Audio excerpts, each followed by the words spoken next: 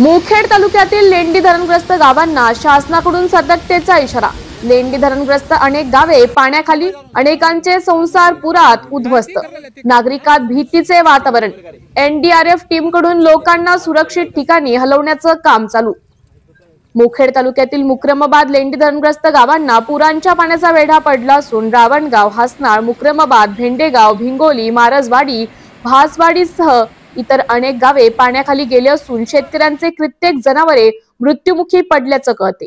घरातील अन्नधान्य व संसार उपयोग वस्तूंचे आणि शेतीच्या पिकांचे मोठ्या प्रमाणावर नुकसान झाले असून पुरात अडकलेल्या लोकांना बाहेर काढण्यासाठी नांदेड येथून एनडीआरएफची टीम रावणगाव व हासनाळ येथे दाखल झाली आहे।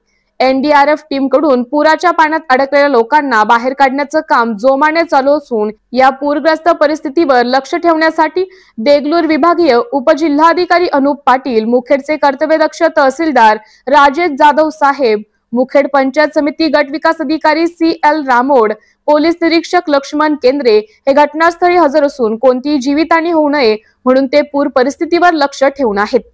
टीव्ही सह्याद्री न्यूज साठी रावणगाव येथून विठ्ठल पाटील यांचा खास ग्राउंड रिपोर्ट। रावणगावमध्ये लोकांच्या माहितीनुसार अंदाजित त्या ठिकाणी 150 ते 200 लोक असण्याची शक्यता आहे। आतापर्यंत जे लोक झाडाच्या ठिकाणी सहारा घेऊन राहिले होते किंवा मच्छीदीमध्ये वरती राहिले होते अशा एक 20 आतापर्यंत एक 20-25 लोकांना काढण्यात आले आणि 210 पर्यंत आणि लोक आहेत। रात्री किती वाजता पाणी आले असं तुम्हाला कळालं? 1 वाजल्यापासून आणि सर्व गावामधील पूर्ण घरामध्ये पाणी शिरलेलं? पूर्ण पाण्याचं प्रमाण कितपत आहे गावामध्ये? घराच्या वर पूर्ण घरं डुबलेले आहेत। टोटल एक 25 फूट गावात पाणी। काय जनावरे वगैरे काय हानी की आतापर्यंत काय? आतापर्यंत आता माणसाची काही झालं नाही, पण जनावरांची लोकांचं नुकसान आहे।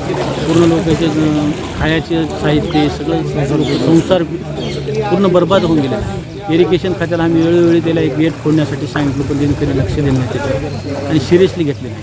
त्याच्यामुळे ही परिस्थिती। हे पाणी येण्यापूर्वी काही सूचना मिळाली होती का पाणी येणार आहे, लोकांनी गाव म्हणजे सोडायला पाहिजे, सुरक्षित स्थळी जायला पाहिजे, असं काही प्रशासनाकडून सूचना आली होती का? अचानकपणे पाणी आलं? या परिस्थितीवर काय कमतरता वाटते? शासनाकडून तुम्हाला काय मदत अपेक्षित आहे?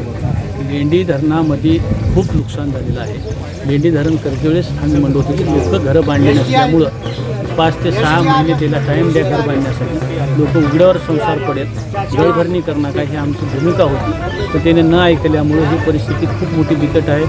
आज माणसं वाचवण्याचा कार्यक्रम आहे। पुढील आम्ही तुम्हाला न्यूजवर काय द्यायचं मुलाखत